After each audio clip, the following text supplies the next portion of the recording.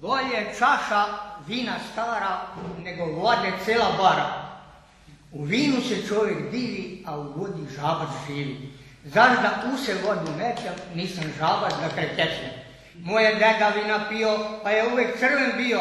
Ja mislim tako treba da slušamo našeg deda. Ovaj dom pomogao Bog, ustaški dom kupao grom, ostalo žito i slama i sve ti palo nama.